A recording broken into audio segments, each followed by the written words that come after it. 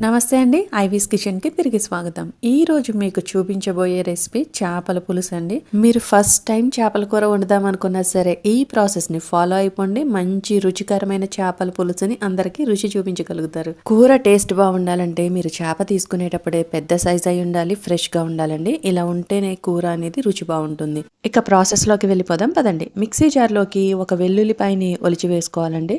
వెల్లుల్లిలో సగం క్వాంటిటీ అల్లం, 8 వరకు లవంగాలు, 2 యాలకులు, 1 ఇంచు దాల్చిన చెక్క, అర స్పూన్ జీలకర్ర, 2 స్పూన్ల ధనియాలు, అర స్పూన్ గసగసాలు.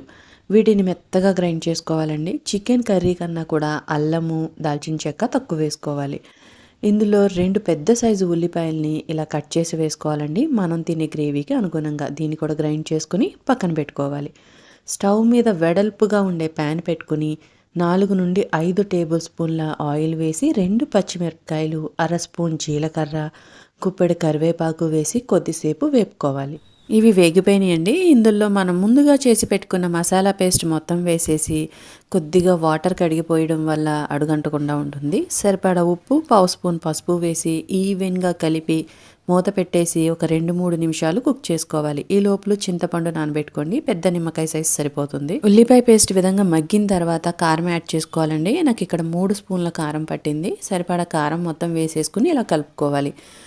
ముందుగా క్లీన్ చేసి వాష్ చేసి తీసుకున్న చేప ముక్కలండి. ఇక్కడ నేను 2 కేజీల చేప తీసుకున్నాను. దానికి తగ్గట్టే మీకు క్వాంటిటీ అనేది చూపించాను.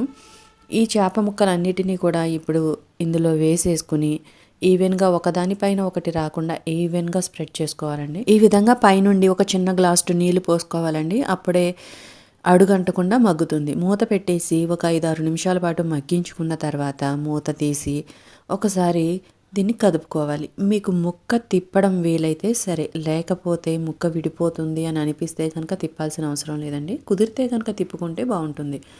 మీరు కావాలంటే మరొక స్పూన్ సపోర్ట్ తీసుకుని ఈ ముక్కలన్నిటినీ ఫ్లిప్ చేసుకోవచ్చు.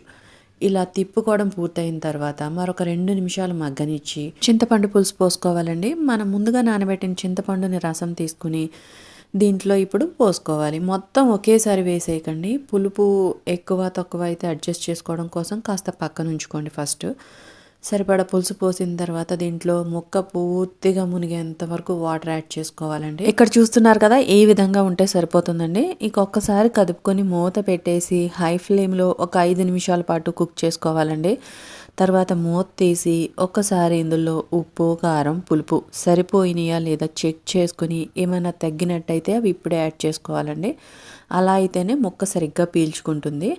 ఇందులో ఏం తగ్గినాయో అవి వేసేసి మూత పెట్టి లో ఫ్లేమ్లో కనీసం 20 నిమిషాల పాటు అయినా ఉడికించుకుంటే ముక్క లోపలి వరకు ఉప్పు, కారం, పులుపు పీల్చుకొని పులుసుకి మంచి టేస్ట్ వస్తుందండి. చాలా బాగుంటుంది.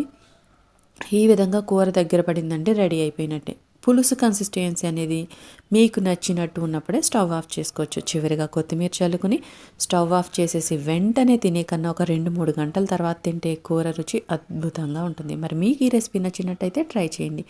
మరిన్ని వీడియోస్ కోసం నా ఛానల్ని సబ్స్క్రైబ్ చేసుకోండి. Thank you for watching.